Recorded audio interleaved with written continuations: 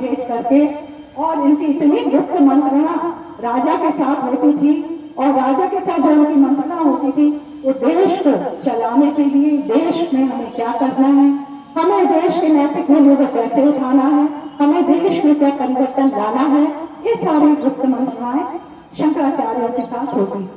तो मैं फिर से कहना चाहूंगी, अगर हम इतिहास के पन्नों को पलटते हैं, अगर हम अपने ग्रंथों को देखते हैं, हम रामायण को देखते हैं, हम रामायण को देखते भी हैं और कुछ लोग पढ़ते भी होंगे, और हम भगवद गीता का अगर सारांश लेते हैं, आप देखते होंगे कि हर जगह गुरुओं की महिमा है। तो आप भी उन गुरुओं में से एक हैं, आप भी उन गुरुओं में से एक हैं, और हमें उसी रास्ते को पकड़ करके अपने बच्चों को भविष्य को बनाने के लिए कार्यरत कर्तव्यनिष्ठ होना है। महात्मा गांधी ने कहा, जिसने केवल अधिकारों को चाहा है, ध्यान से सुनिएगा, जिसने केवल अधिकारों को चाहा है, ऐसी कोई प्रजा उन्नति नहीं कर सकती। जिसने केवल अधिकारों को चाहा है, ऐसी कोई प्रजा उन्नति नहीं कर सकती है। ऐसी प्रजा, केवल वही प्रजा उन्नति कर सकती है जिसने कर्तव्य का धार्मिक रूप से पालन किया। देखिए, धर्म कहीं नहीं गया, जिसने अपने कर्तव्यों का धार्मिक रूप से पालन किया, वही देश की उन्नति में सार्थक हो सकती है। गणतंत्र दिवस हमारे आधारभूत मूल्यों और सिद्धांतों को याद करने का महत्वपूर्ण अवसर है।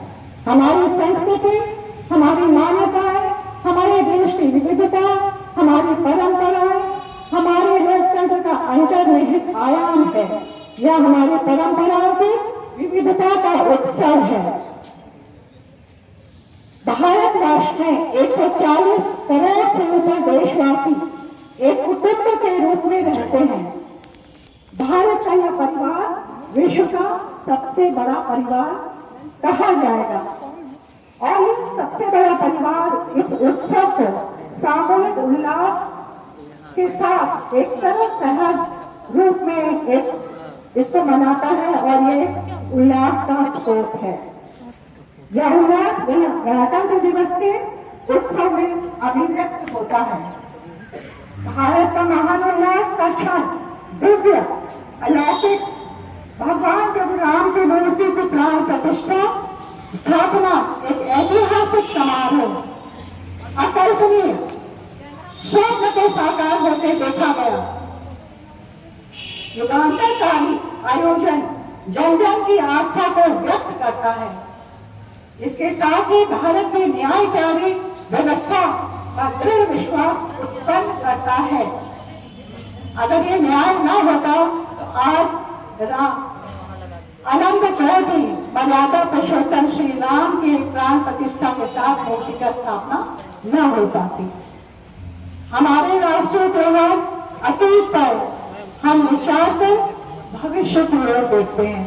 जो हमारे राष्ट्रीय त्योहार है, जो समय ऐसा होता है जो हम अपने अतीत को याद करते हैं, हम उन बलिदानों को याद करते हैं, हम अपने देश की स्थितियों को याद करते हैं, हम अपने इतिहास को देखते हैं, और उस इतिहास को नीचे से देखकर ऊपर की तरफ आगे बढ़ने का प्रयास करते हैं। प्रयास के साथ साथ सफल भी होते हैं। इस भव्य आयोजन ने सिखाया, हमारे राष्ट्रीय त्योहार हमारे अतीत को दोहराते हैं।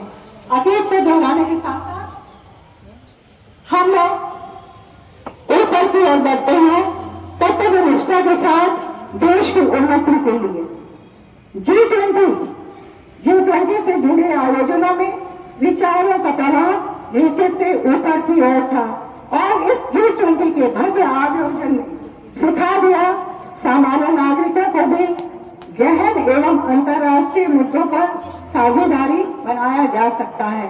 ये आपने प्रधानमंत्री मोदी जी की परिचर्चा में देखा होगा, किस तरह से गांव से लेकर हर जगह से उन्होंने इस प्रकार की महिलाओं को, इस प्रकार के पुरुषों को इस G20 के समारोह में उनके विचारों को सुना और उनके विचारों द्वारा आगे बढ़ने का प्रयास किया। इस प्रभाव से देश के साथ साथ हमारे इसका प्रभाव इस पर पड़ता है, देश के साथ साथ हमारी उन्नति पर पड़ता है। हमारा देश स्त्री पुरुष की समानता के आदर्श की ओर आगे बढ़ा है। सामूहिक महत्व के मुद्दों पर महिलाओं की भागीदारी को महत्व महिला